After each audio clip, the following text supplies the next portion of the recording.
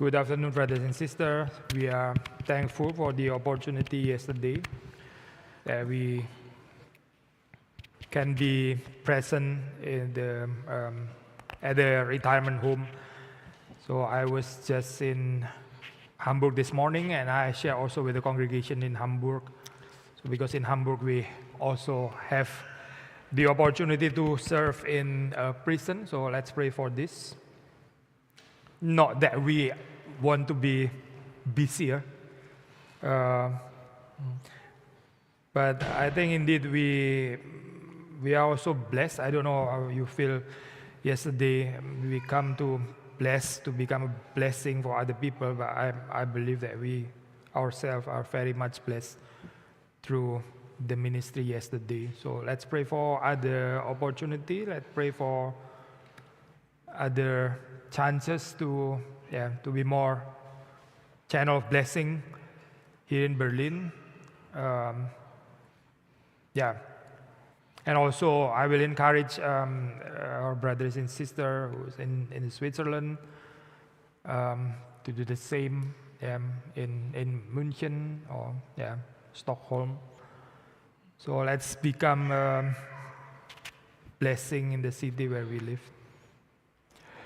I will address the sermon today in Bahasa Indonesia, and Brother Yuda is going to translate into English. If you need a German translation, then please take the headphone. Nggak ada. Oh, so good. Let's open Lamentation chapter 2. Lamentation chapter 2. I think we will read certain verses, not necessarily all, because it's quite long, 22 verses. I think we read some of the verses. Lamentation chapter 2, this is the second song. Let's read 3, 4, 5. I begin with 3. He has cut down in fierce anger all the might of Israel. He has withdrawn from them his right hand in the face of the enemy. He has burned like a flaming fire in Jacob, consuming all around. Now you read verse 4. He has bent his bow like an enemy, with his right hand set like a foe. He has killed all who were delightful in our eyes. In the tent of the daughter of Zion, he has poured out his fury like fire. The Lord has become like an enemy. He has swallowed up Israel. He has swallowed up all its palaces. He has laid in ruins in its strongholds. And he has multiplied the daughter of Judah, mourning and lamentation. Now you continue with verse 8. The Lord determined to lay in ruins the wall of the daughter of Zion. He stretched out the measuring line. He did not restrain his hand from destroying. He caused rampart and wall to lament. They languish together. I read 9. Her gates have sunk into the ground. He has ruined and broken her bars. Her king and princes are among the nations. The law is no more, and her prophets find no vision from the Lord. Now you respond with 11. My eyes are spent with weeping, my stomach churns, my bile is poured out to the ground because of the destruction of the daughter of my people. Because infants and babies faint in the streets of the city. I continued at 14. Your prophets have seen for you false and deceptive visions. They have not exposed your iniquity to restore your fortunes, but have seen for you oracles that are false and misleading. 17. The Lord has done what he purposed. He has carried out his word, which he commanded long ago. He has thrown down without pity. He has made the enemy rejoice over you and exalted the might of your foes. I continue 18. Their heart cried to the Lord, O wall of the daughter of Zion, let tears stream down like a torrent day and night. Give yourself no rest, your eyes, no respite. 19. Arise, cry out in the night.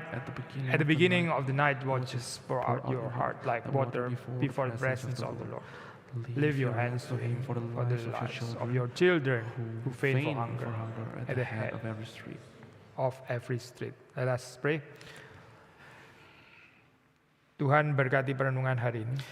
God, please bless today's contemplation Kami boleh mengerti kehendak Tuhan. so that we can understand your will Dan kami boleh mengaplikasikannya dalam kehidupan and that kami. we can apply it in our daily life. Berkati hamba-Mu, berkati Saudara Yuda yang menerjemahkan.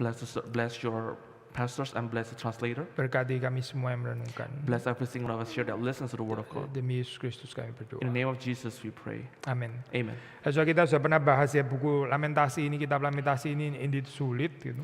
We have discussed about how difficult this book of Lamentation is to speak about. Bukan karena the thoughts are too complicated gitu ya, need high logic to understand, bukan itu. But not because the thoughts are too complicated or you need high logic to understand this lamentation. Karena ada emotional depth yang sulit ya kita itu menyelaminnya gitu. Because there is an emotional depth that is hard to understand, that hard to delve into. Ya, tapi kita sudah menjelaskan sesuai di minggu yang lalu ya di first song. But we have spoken about this last week in the first song. Ya, kenapa lamentasi ini perlu di dalam kehidupan kita? Why we need lamentation in our daily life. Ya, sekali lagi sedikit ulangan ya. And to repeat once again, ya kita hidup di dunia yang kayaknya consciously or unconsciously teaching a kind of stoicism. Gitu. we live in a world that is consciously or unconsciously teach us about stoicism. Ya, so don't show your emotion. Maksudnya hide your emotion. Itu otherwise it's too embarrassing. Itu kalau orang sampai tahu gitu ya. You are forced to show or hide your emotion. It will be embarrassing if people know your emotion. Yeah, so don't show your emotion. So don't show it. Yeah, just hide your emotion. It's a private thing. Yeah. Tapi kalau intelek show off nggak apa-apa gitu ya. How tajam kamu punya intelek. Tapi emotion ya itu di rumah saja. Gitu. But if you have good intellect, you have to show it off. But if you have emotion, just hide it. Just hide it as best as you can. Aneh ya, so ini dunia kita ini aneh gitu. This world is weird. Kita melihat di dalam chapter 2 ini masih berurusan dengan the day of the Lord's anger. We see in this lamentation too, it still has something to do with the Lord's anger. Ya, kita memang bukan mengajarkan bahwa anger itu belongs to attribute of God, memang bukan sih. We do not say that anger belongs to the attribute of God. Justru malah slow to anger itu ya, kalau saya baca di Book of Exodus itu belongs to attributes of God. Gitu. But even slow to anger is an attribute of God. Yeah. If you see in the Exodus. Ya, tapi anger sih definitely bukan gitu. But anger is definitely not one of the attributes. Tapi bukan berarti Tuhan nggak bisa angry gitu kan ya. But that doesn't mean that God cannot become angry. Ya, Tuhan bisa marah ya karena Dia adalah Allah yang kudus, karena Dia adalah Allah yang suci. God can anger because He is an holy God. He is a sacred God. So, kita masih menekankan ini ya saya holiness itu instead of angry atau wrath dan sebagainya. We have to stress on the holiness, not on the anger or wrath part of God. Ya, ini mirip seperti kayak kemarin waktu di seminar ya, saya ada yang tanya gitu kan, spiritualitas yang driven by fear gitu. Just like the Bible study yesterday, someone asked about spirituality that is driven by fear. Ya, lalu di situ dikatakan bukankah memang kita diajarkan orang Kristen orang nggak percaya gitu ya. Itu seperti kayak ditakut-takuti ya akan hukuman neraka gitu. Aren't we taught as Christians to monger fear amongst the non-Christians because they will go into hell? Ya, kita bisa salah mengerti loh saya konsep kayak begini. Bukan karena kita nggak percaya neraka ya. We can misunderstand this concept not because we do not believe in hell. Tapi kalau kita nggak melihat vision of the holiness of God, but if you do not see the vision of the holiness of God, lalu kita tahunya cuma ketakutan akan hukuman api neraka. We only fear the punishment of the fire of hell. Then I'm afraid, saya khawatir Yesus cuma jadi sarana supaya kita bisa escaping this miserable fate gitu ya. Then I'm afraid that we use Jesus only as a way to escape from this miserable fate. Ya, fate bukan faith tapi fate ya. Yeah. Ya karena saya mau hidup saya happy gitu kan ya. Because I want my life to be happy. I want paradise. I want sorga gitu ya. I want paradise, I want heaven, Ya, dan therefore I need Jesus gitu. and therefore I need Jesus. Tapi saya nggak betul-betul tertarik sih dengan relasi dengan Tuhan, dengan Yesus ya.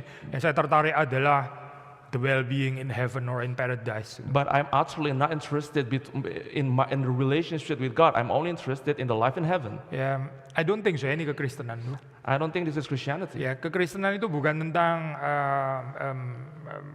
human well-being, bukan itu. Gitu. Well, Christianity is not about human well-being. Ini adalah tentang melihat kemuliaan Tuhan. It is about seeing the holiness of God. Ini adalah tentang mengenal Allah yang sejati. It is about knowing the true God. So kalau kita miss ini ya, vision of a holy God, then ya kita cuma ya ketakutan akan hukuman Tuhan, nggak terlalu menolong. And if we miss this vision of the holy God, then we are only going to fear about the punishment of God. That is not helping at all. Nah, I think many religions juga try to deal dengan ini kan ya, saya hukuman ilahi gitu somehow gitu. Well, a lot of religions, I think, is only focusing on chastisement from God, Punishment. punishment from Ya, God. so mereka kasih apalah sacrifice, korban here and there supaya to appease the anger of God. Ya. They give offerings here and there to appease the anger of God. So kalau kekristenan cuma move along this tenets kayaknya kayak gak menarik ya, soalnya gak ada keunikannya gitu.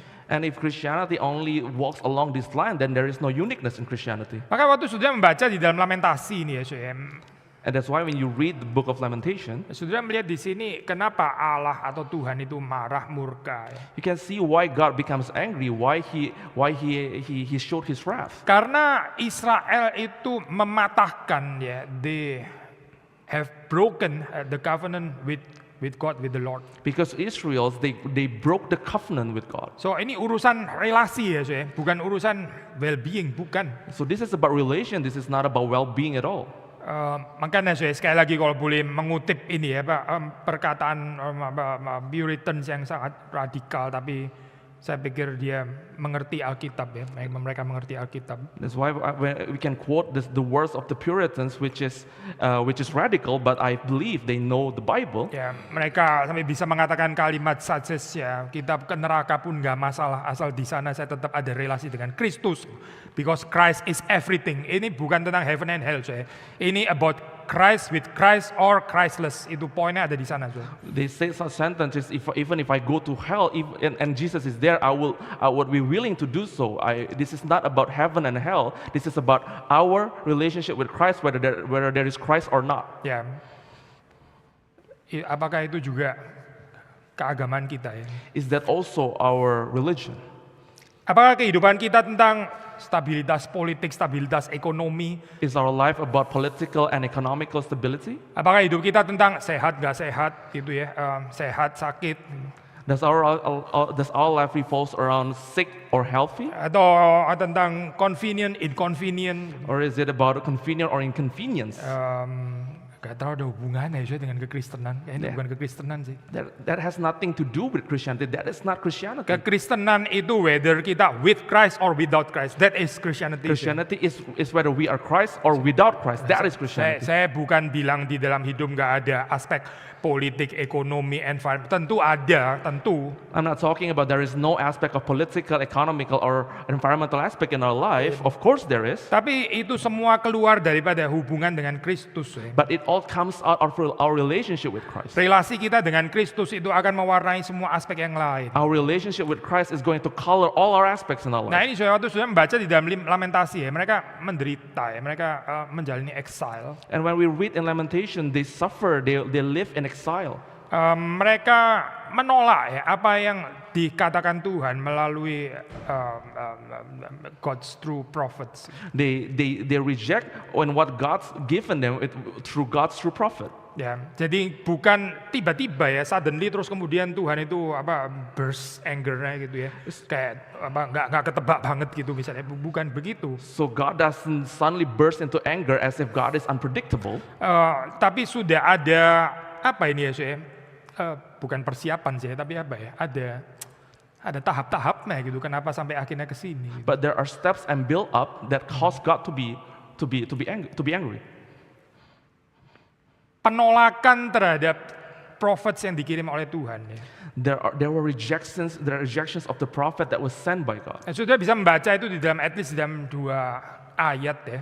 You can see that in the 2 verses. Ya, at least In the 2 verses. Saudara bisa melihat misalnya, let's read verse 9 again, once again. Let's read the verse 9 once again. Ya, especially yang bagian bawah itu ya. Di situ dikatakan, the law is no more, and her prophets find no vision from the Lord. Ya, nggak ada lagi law, ya. When there is law is no more. Ya, nggak ada lagi hukum. Seperti Tuhan membiarkan mereka di dalam keadaan lawlessness. As if God allows them to become in a lawlessness state. Ya, prophets, tapi nggak dapat vision, nggak dapat revelation dari Tuhan. There were prophets, but the prophets received no vision or revelation from God. Ya, Tuhan nggak menyatakan lagi kepada mereka. God doesn't reveal to them Jadi anymore. Tuhan berhenti bicara di sini. God stops speaking to them. Ya, ini menakutkan deh, soalnya kalau Tuhan diam gitu. This is very frightening if God becomes silent.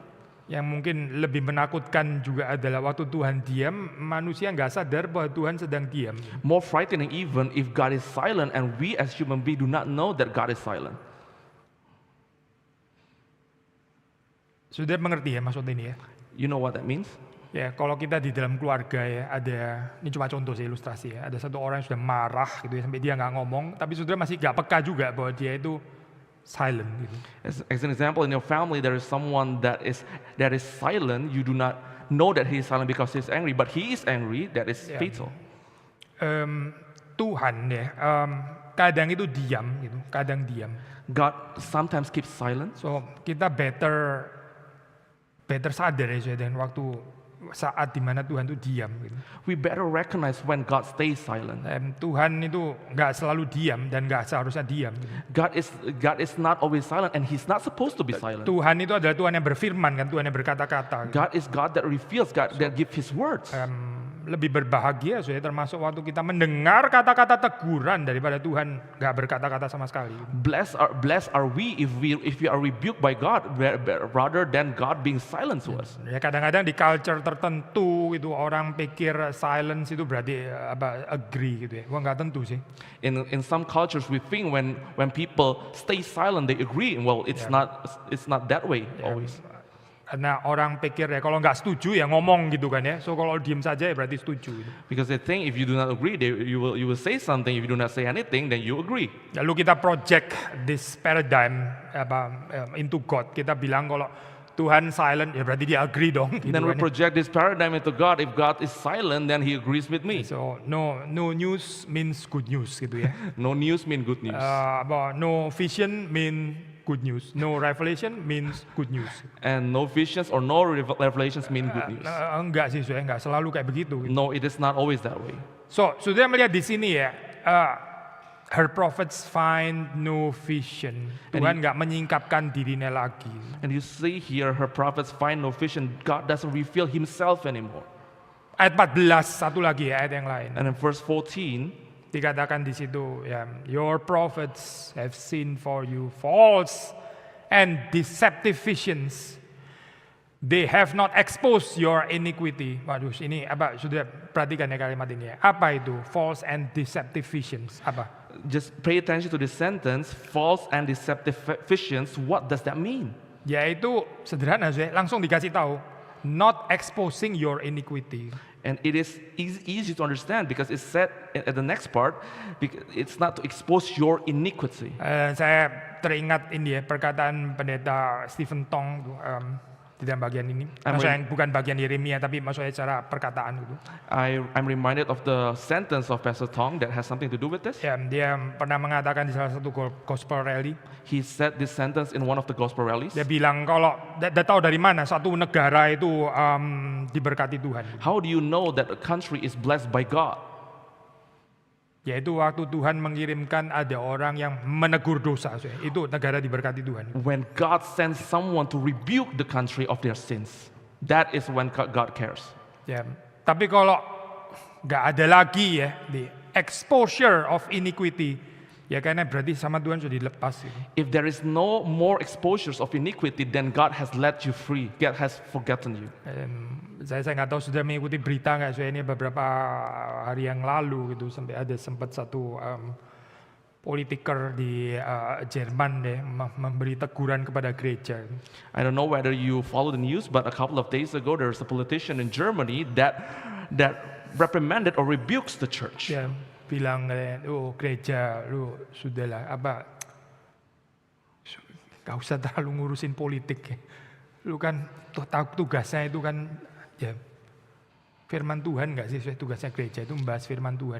He said to the church, well, church, you are not supposed to put yourself into political situation or say something politics because your part is word of God. Just stay that way. Ya, tentu, soalnya ini kita mesti differentiated ya mendengarnya itu. Of course, we have to be able to differentiate when we listen to such sentences. Nggak salah sih bahwa gereja itu punya tanggung jawab politis to certain extent ya, ada benernya juga kan ya, bener lah. Well, it's not wrong that church has some kind of political responsibilities. Ya. Tapi kalau gereja isinya adalah komentar politik terus gitu ya saben minggu gitu. But of course, if church is only full of political arguments every single week, Apalagi kalau gereja isinya itu jadi kayak menampung agenda politik, whether kiri atau kanan lah terserah. or even church is being used as a political agenda by the left or by the right, Ya, dan kayaknya gereja memang seperti kayak sudah kehilangan fungsi nggak sih? then maybe church has really lost its function as a church. Ya, kadang-kadang ini ya, political correctness, again, whether kiri atau kanan, itu bisa ya sini ya, soalnya ini nggak exposing iniquity. Well, sometimes political correctness either to the right or to the left does not expose iniquity. Ciri khas daripada true prophets yang truly sent by God itu adalah exposing iniquity. The true mark of the real prophet sent by God is exposing iniquity. Ya, tapi ini nggak populer di dunia kita. But this is not popular in our world. Soalnya orang bilang dunia kita tuh sudah capek, kita mau dengar kalimat-kalimat motivasional. Our world is tired. They only want to hear motivational words. Ya, saya di kantor Senin sampai Jumat sudah dimarah-marahin, di gereja dimarah-marahin lagi. I'm being scolded from Monday to Friday at work and at church. I'm being scolded and reminded again. I need a shoulder to cry on, bukan marah-marah gini terus. I need a shoulder to cry on, not being reprimanded and rebuked all the time like this. Bisa nggak gereja itu merangkul, boleh nggak sih? Can the church just hug me? Ya boleh juga sih, by the way, Tuhan memang bukan cuma rebuke, Tuhan juga bisa console and comfort memang. Of course it's possible. God doesn't only rebuke, He also comforts and consoles. Tapi waktu kita membaca di dalam firman Tuhan ya, again ya sebaliknya juga benar ya, bukan cuma console and comfort, tapi juga rebuke. But we read in the word of God not only console and comfort, but He also rebukes. Kenapa sih? Ya, I think jawabannya sederhana, karena memang kita masih perlu dikoreksi. Because the answer is easy, because we need To be corrected. to be corrected. Hidup di dalam dunia yang kita masih perlu bertumbuh, tapi nggak mau menerima koreksi, itu doesn't make any sense, benar-benar nggak make any sense. Living in the world where we need to grow, but we do not want to be corrected, doesn't make sense at all. Itu kan berarti kita sudah arrive at perfection dong, kalau nggak perlu ada koreksi lagi. That means we have reached perfection where we don't need to be corrected anymore. Kan nggak make any sense kan kayak begini nih saya. That doesn't make any sense at all.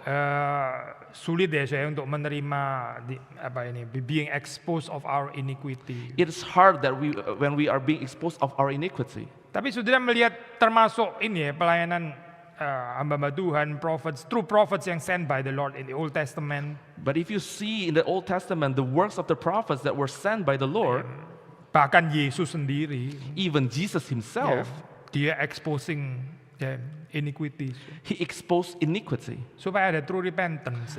So there is true repentance. Ada pengampunan kok di dalam Tuhan. True forgiveness in God. Ada newness of life di dalam Tuhan. There is a newness of life in God. Ini invitation ke sana dan terus menerus kan. This is an invitation to go there and keep going that way. Jangan tired deh kalau Tuhan itu mengundang kita di dalam undangan pertobatan terus menerus. So do not become tired when God invites us to repent. Tapi yang lebih populer adalah the false prophets with their deceptive vision seperti ditulis di sini ya. But more important, but more interesting is the prophets with deceptive vision, as we see here in the verse. Mereka nggak exposing iniquities, nggak menegur dosa. They do not expose iniquity. They do not rebuke sins. Ya, mereka takut kalau menegur manusia gitu, takut menyinggung perasaan. They are afraid to rebuke sins. They are afraid to hurt the feeling of other humans. Mereka deliver sugar coated preaching, apa ini namanya? Ya, They only deliver sugar coated preaching. ya itu kalimat-kalimat yang manis gitu ya. Yeah, the sweet words is used all the time. Tapi terus kemudian semuanya kena spiritual diabetes. And then we become spiritually diabetic Ya, karena itu penyakit semuanya gitu ya. because those are all sickness. Nggak ada orang yang bertumbuh, akhirnya orang nggak bertumbuh sih. No one grows. No one of us grow Karena orang terus bicara sweet talk gitu ya. because we keep talking sweet, Ya, dan orang itu seperti kayak menikmati gitu ya. and and the sad part is we enjoy that.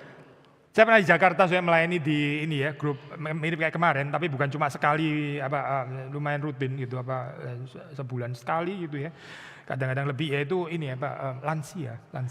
And I serve in Jakarta, but not like yesterday, only once every single while, but it is once a month. I serve old people. Ya, lalu saya bilang kepada mereka, ya, hati-hati dengan perkataan yang sugar coated, yang enak didengar, tapi sebetulnya ya false, itu deception gitu. And I told them, beware of sugar-coated word, as if it is nice to hear, but it is actually false. Misalnya seperti apa saya? What is the example? Oh, oma, opa, ya makin lama kok makin muda. Gitu.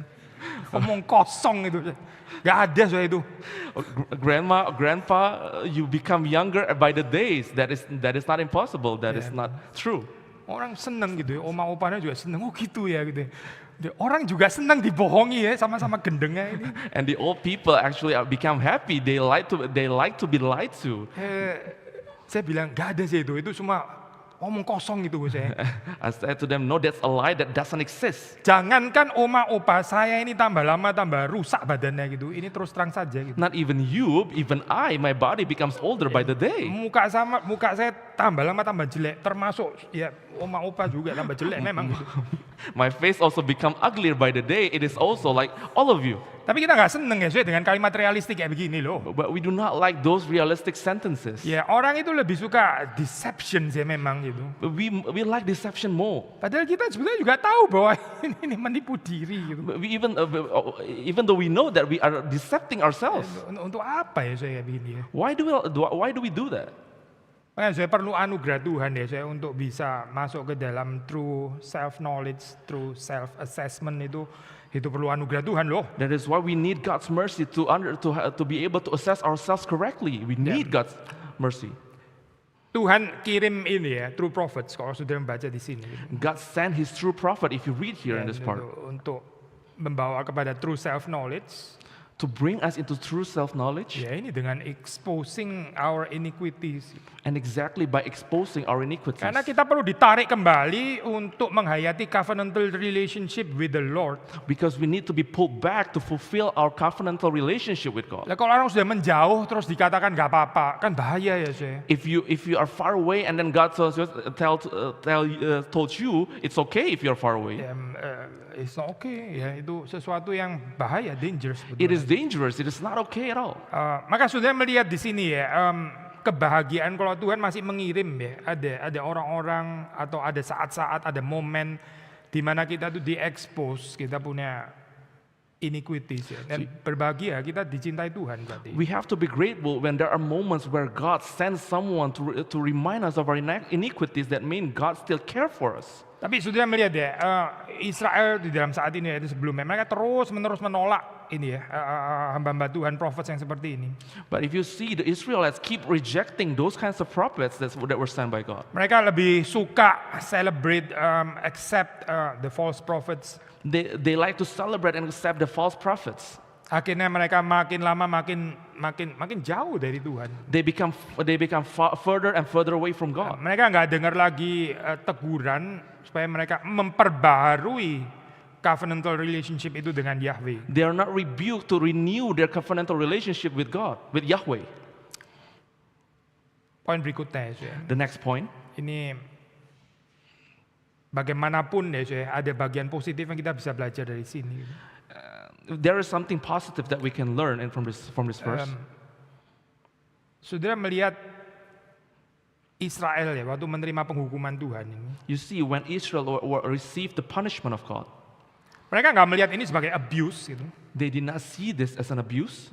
Tapi mereka menerima, ya memang kita menerima dari tangan Tuhan, memang kita sudah berdosa, kita sudah melanggar perintah Tuhan. They received and they knew that this came from God because they have sinned.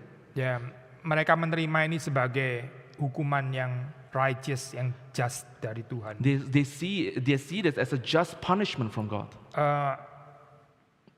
Dan bukan hanya itu, tapi mereka terus kemudian berdoa bagi the little ones. Not only that, but they start praying for the little ones. Wah, ini menarik saya poin ini ya. This is a very interesting point. Sudah bisa melihat ini di dalam ayat 11 ya. You can see this in verse 11. Setelah kata because itu ya. As after the word because Of the destruction of the daughter of my people, because infants and babies faint in the streets of the city. So, perhatikan ya saya. Again, ini bukan not to be taken for granted.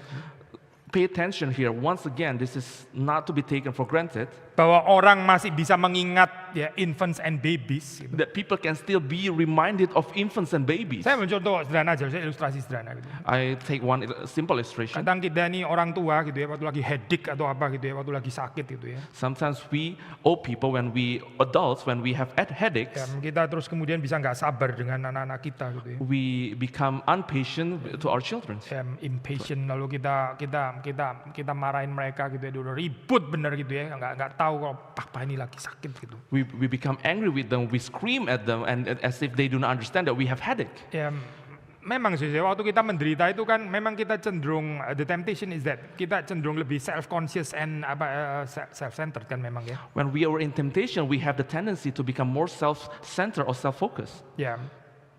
Tapi di sini kalau sudah melihat ya, ini orang Israel waktu menerima penghukuman dari Tuhan, And you see here, when the Israelites received the punishment from God, mereka menerima ya, ini just punishment, memang just punishment yang seharusnya kita terima. they received it as a just punishment that they deserve. Tapi mereka lamen di hadapan Tuhan, Mbok engkau itu mengingat ya, ini infants, babies ini. Mereka ini quote unquote ya, saya innocent loh. Ini kan salahnya kita ya. Kenapa kok mereka jadi ikut menderita kayak begini? And they lamented to God and say, God, see these little ones, the daughter of my people, infants and babies, they are sinless. Why do you include them? Saya rindu saya kita menjadi gereja seperti ini loh. I long for us to become such church. Gereja yang peka ya terhadap the most vulnerable, the most harm in the society gitu. A church that is vulnerable, and the church that is sensitive to the most harm and vulnerable in the societies. Ya. Bukan church yang apa itu very conscious dengan suffering yang dia terima gitu ya. Ini Bapak ini church narsisistik ya kayak gini nih. Not a church that is too concerned, that is too centered on the suffering that they receive. That is a narcissistic church. Bukan, tapi yang peka terhadap penderitaan orang yang ya itu the babies, the infants ya. But to become sensible to the sufferings of the babies and the infants. Itu dewasa. That is called mature. Ya, kalau kita bertumbuh dewasa di dalam Tuhan, When we become mature in God, dan kita akan bertumbuh ke arah itu. then we will grow into that direction. Kita nggak terlalu banyak membicarakan tentang apa ya, our sacrifice, our suffering, our being victimized dan sebagainya. We do not focus on us being. We do not focus on our suffering. We are being victimized. Ya, tapi kita lebih peka terhadap penderitaan orang yang di luar. Gitu. But we are more sensitive to the sufferings of people that are outside of us. Memang waktu kita gini ya ada resiko, of course ada resiko. Of course, there is a risk in doing something like this. Ya, kadang-kadang bisa di-abuse gitu kan ya, akhirnya jadi dimanfaatkan gitu gereja atau orang Kristen. It can be abused and misused. We as a church can be misused by those people. But the good news adalah waktu kita attend to the most vulnerable, ya, orang-orang yang lemah itu ya, itu nanti Tuhan juga akan mempertumbuhkan mereka. Gitu. But the good news is if we tend to those marginalized people, God is going to make them grow. Ya, kita jangan belum apa-apa sudah sudah negative thinking gitu ya. Ini apa saya kayak gini nih nggak bakal di-appreciate, ntar mereka childish terus gitu. Belum apa-apa sudah negatif kayak begini. Ya. We should not start thinking negatively as if we help them they are not going to appreciate it. We should stop thinking like that.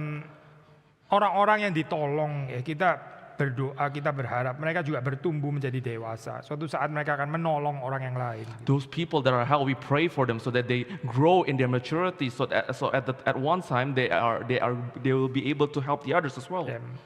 Tapi perhaps kesulitan di dalam kehidupan saudara dan saya adalah kita nggak mau tolong ya, terus pakai atas nama saya mau mendidik mereka dewasa gitu. Gimana? But the challenges that we face in our life is we do not want to help them so that they can grow, they can learn something. Padahal kita yang pelit pertolongan. But we actually do not want to help. Ya, saya sudah pernah sharing ya, saya lupa sharing di mana. I have shared, but I forgot where I shared this. Ya, tapi memang hidup di Europe ini kan ya tough ya. Well, living in Europe is tough. Ya, seperti katanya BVG, Like Berlin is hard aber herzlich. Like Sudah diganti ya, padahal bagus loh itu. Berlin is hard aber herzlich. Like BVG said, Berlin is hard aber herzlich. It's changed already. Saudara But kok naik public transportation ngerti apa yang saya maksud? Kalau saudara naik mobil, saudara nggak tahu keindahannya. if you ride public transportation, you know what I mean. If you drive cars, you do not know the beauty of this. Ya, kadang-kadang urutan tuh meter ya, saya. Hard aber herzlich atau herzlich aber hard, yang mana ya ini sebetulnya? Hard but lovely, or lovely but hard. The order matters. Herzlich ya, by BVG diterjemahkan sincere, agak sedikit stoik kayaknya Pak. Saya lebih suka istilah herzlich, actually. Herzlich somehow lebih affectionate gitu ya. Herzlich is being translated by BVG into sincere. That is a bit stoic for me. I like herzlich better. Herzlich itu apa? Involve your affection gitu ya. Your heart, namanya aja herzlich. Herzlich involve affection and involves your heart because there is a word herz in herz. Tapi benar sih, saya memang tough itu benar sih, tough gitu ya. Well, tough is correct because it is really tough. Ini loh saya, hidup itu tough, terus kita jadi apa ya? Jadi nggak helpful gitu. Our life is tough. It's so tough that we become we become unhelpful. Ya kita jadi agak look down ke orang-orang yang kayak terus perlu pertolongan gitu misalnya ya. Kita ini apa sih kok nggak strong gitu misalnya ya. We tend to look down on people that needs our help as if they are weak. Ya, terus kita jadi membenarkan dong ya. Jadi nggak ada tempat lagi untuk for the most vulnerable, most harm. And then we justify it as if there is no place for the most harm and the most vulnerable. Tapi sudah melihat di sini ya.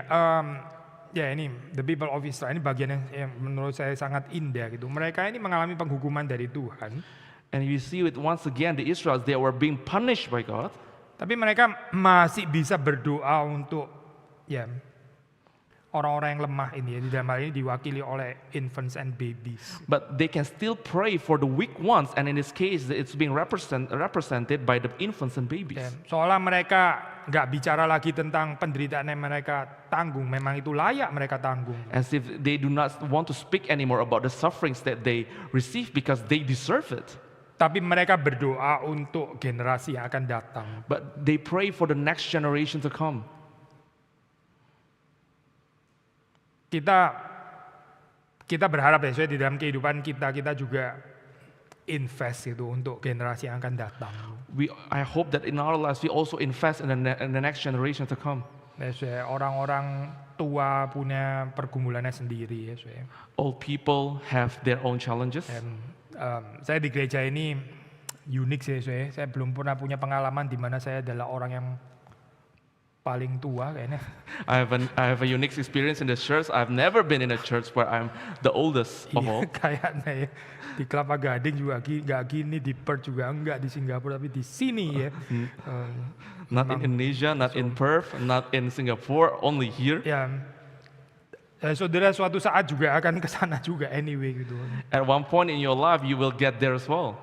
Tapi sedih ya saya ngelihat ini loh, orang-orang tua yang kayaknya terus masih struggle untuk mereka punya well-being lah, posisi, jabatan, influence, power dan sebagainya. Ini apa-apaan gitu maksudnya ya. Ini orang tua atau anak kecil sih sebetulnya gitu. There are old people that is funny. They are still focusing on their well-being, their career, their life. It is funny to me. As if they are old, but they are still like little child. Ya tua atau muda itu by the way relatif sih memang ya. Well, all young is relative actually. Tapi kalau kita semakin ada umur semakin pikir ini sudah bukan tentang saya lagi nggak sih sebetulnya gitu. But if we mature in our age, we tend to think this is not about me anymore, is it? Bukan tentang saya, ini tentang orang yang di bawah itu terus bagaimana.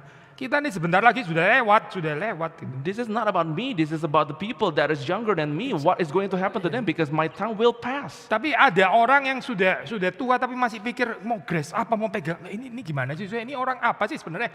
But there are old people that still want to grasp everything. What kind of old people is that? Ini bukan berarti terus kemudian saudara yang muda, oh kalau gitu saya masih boleh grasping, dan bukan itu, message saya bukan ke sana. That doesn't mean that you young people can start grasping everything you want. That is not the message. Poin yang saya mau katakan adalah the more kita mature, ya, the more kita itu nggak akan self-seeking gitu loh. My point is the more we mature, the more we do not self-seek anymore. Kita akan pikir ini yang berikutnya ini bagaimana gitu. We start thinking about the next steps, about the next generation.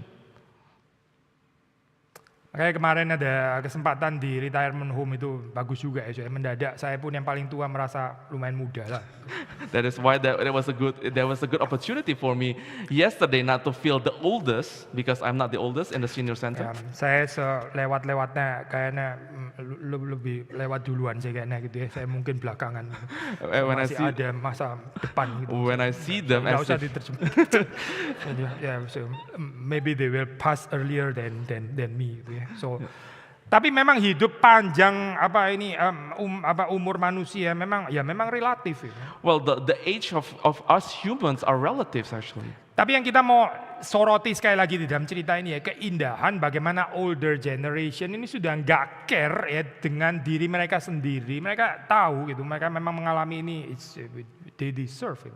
But the beauty of the story is the older generation doesn't care about themselves anymore. They think about the next one. Nah, sekarang bagaimana ini ya, younger generation ini akan meneruskan. Gitu. What about the younger generation that is going to continue all of the story? Maka mereka mendoakan deh the infants baby ini bagaimana ya. Ini kalau selesai sampai di sini kan ya bubar ini berarti ya. That's why they pray for the infants and the baby. But if everything stops here, then everything is going to be done for. So that's why ya, again bukan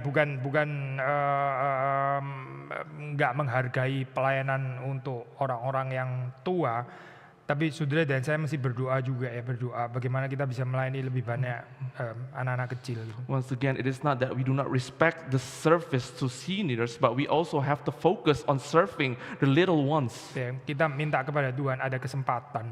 We pray to God for this change. Ya, orang-orang, dan saya bersyukur ya ini di tengah-tengah kita ada orang-orang yang masih relatif sangat muda. Gitu. I'm very grateful that amongst us there are people that are still very young. So, Lamentation ini menyatakan ya di dalam hal ini ya, kematangan orang Israel waktu mereka menerima penghukuman dari Tuhan yang just itu. Once again, this book of Lamentation show the maturity of the Israelites when they receive the punishment of God. Tapi kenapa ya ini Tuhan mesti memberikan severe punishment sampai seperti ini? But why did God had to give them severe punishment in the first place? Ya, again ini bukan karena Tuhan kurang panjang sabar because he is slow to anger, pasti persoalannya bukan pada Tuhan. Not because God is not slow to anger, that is not the problem.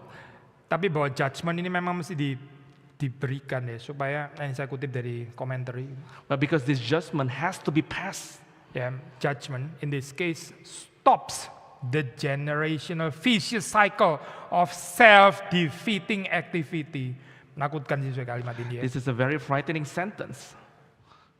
Judgment in this case stops the generational vicious cycle of self-defeating activity. Ini self-defeating activity ini bisa handed down from generation to generation loh, bisa nggak terkendali loh. Well, this self-defeating activity can be handed down from generation to generation without being stopped at all. Ini Tuhan harus stop ini. Kalau nggak ini generasi berikutnya akan rusak gini terus kayak menggelinding bola sudah. Nggak bisa di stop lagi, gitu. Nggak bisa terkendali lagi.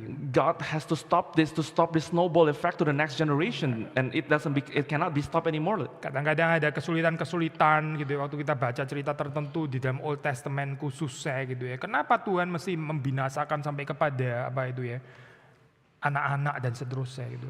There are challenges sometimes when we read the Old Testament that God is condemning all of the small children. Why what did God has to condemn all the small Ya, children? not only the adult but also the small children, even infants and babies gitu. Waktu kita baca kayaknya, waduh kok horrible bener ya ceritanya gitu. Not only the adults but also infants and small babies. It is as if the story is so horrible for us to read. Kita kadang-kadang ini ya, siapa itu underestimate the power children yang waktu gede bisa jadi jahat gitu. We sometimes underestimate the possibility for children. They become vicious when they grow up. Kalau kita pikir kecil ini lucu lah, nakalnya anak kecil gitu ya. When we see children, we see only their cuteness because they are so little. Ya, kita nggak melihat ini adalah seorang makhluk yang sedang menyembah berhala gitu misalnya. Kayaknya waduh kok judgmental bener ya, fundamentalistik ya ini apa kalimatnya gitu. We sometimes do not see children that is still committing idolatries. It is a very condemning sentence to say to a children. But perhaps that's the reality actually gitu. Tapi kita nggak mau assess apa reality itu. Gitu. But that is actually the reality. We just do not want to access or accept the reality. So again ya, ada saat-saat di mana Tuhan itu ya mendatangkan judgment untuk mengakhiri this generational vicious cycle. Ya. There are times when God passed His judgment to end this vicious self-defeating activity. Dan karena itu ini poin terakhir ya, kalau sudah melihat di sini ada pattern di sini, ada pattern. And that's why this is the last point. There is a pattern here. Tuhan sebetulnya akan mempersiapkan bangsa ini ya kepada untuk masuk mencicipi, untuk mengharapkan termasuk ya the glory of Zion. And that because God wants this nation to come in to foretaste the glory of Zion. Ya, saudara perhatikan ya, kalau kita baca di dalam cerita kebangunan rohani ya, seringkali itu didahului dengan kerusakan yang luar biasa gitu. If you see the story of revival, the story of revival, it's being started with it's preceded by condemnation of God. By very difficult situation, darkness, tribulation, etc. Instability. Ya. Justru dari saat seperti itu terus kemudian Tuhan menghadirkan newness. Gitu. From that kind of situation, God presents the newness. Ya, Yesus hadir itu di dalam konteks Israel yang mengalami exile rohani sebetulnya. Jesus came when the Israelites were being exiled spiritually. Ya, mereka bukan lagi di-exile secara bodily, ya, secara jasmani. They were not exiled bodily anymore. Tapi sebetulnya spiritually mereka masih exile gitu ya. But spiritually they were still in exile. Sudah baca cerita reformasi Martin Luther dibangkitkan Tuhan, sama kan ya, itu the church was in Babylonian exile ya, gak jelas banget itu. You see in the Reformation stories, Martin Luther was being brought out by God when the church was being in Babylonian state. Ya, saudara melihat di sini ada gambaran yang deprimiran gitu ya kayaknya. Ini gambaran yang tuh gelap bener ya. Justru ini akan mengantisipasi terang yang akan dihadirkan Tuhan. You can see this depressing story, and God brings light into this depressing story. So, saudara melihat Lamentation di sini ya, chapter 1, chapter 2. You see Lamentations chapter 1 and 2. Nah, ini seperti kayak creating a certain bridge gitu ya, ada certain bridge dari the day of the Lord, judgment day ya, kepada the glory of Zion. And you see this first and second part of Lamentation as if it is a bridge between the wrath of God, the condemnation of the Lord, and the glory of Zion. Ya. Bukankah pattern ini juga adalah pattern kehidupan Yesus Kristus kan? Is it not also the pattern of the life of Jesus Christ? Kan salib kan ya, itu waduh deprimiran bener ya kayak begini ya. Jadi end up di sini ini salib, mati maksudnya. You know, the cross is very depressing, but it doesn't end that in that state. Ya, kan ada resurrection gitu. There is resurrection at the end. Tapi resurrectionnya kan didahului dengan kematian Kristus kan ya. But the resurrection is preceded by the death of Christ Dan depresinya para murid-murid itu. and gitu. the Mereka yang depression sudah of the the disciples. disciples. Dan mereka nggak ada lagi sesuatu yang boleh mereka harapkan di saat seperti itu. Gitu. There is as if there is nothing that they can hope for in that kind of situation. So ya jangan give up Sam. So do not give up, brothers and sisters. Kita bahas di Irek kan tema kita perseverance. Ya. We talk in our Iraq that our team is perseverance. Yeah. I think salah satu aspek dalam perseverance yaitu persevere to hope. I think that one of the aspects of perseverance is persevere to hope. Ya, ada satu kalimat yang saya mengakhiri dengan kutipan ini, saya kalimat yang agak difficult sih sebenarnya, tapi menurut saya beautiful. I want to close with this beautiful sentence. This is a hard sentence, but I believe this is very beautiful. Ya, dari buku yang sama yang saya kutip di Iraq dari Brueggemann, ya, O'Connor. Yeah, it is from the same book that I quoted as well in the EREC. Ini ya, saya menggambarkan lamentasi as an act of impassioned hope. They are depicting the act of lamentation as an act of impassioned hope. Ya, hope yang nggak bisa dihentikan gitu. A hope that is not stoppable. Saya baca ya saya di sini ya beberapa kalimat. I'm going to read the sentence. Speakers in lamentation tenaciously persist in trying to engage God. They make claims on God, demand attention and beg for a future. They do this even as God walks away and silently closes the door on them.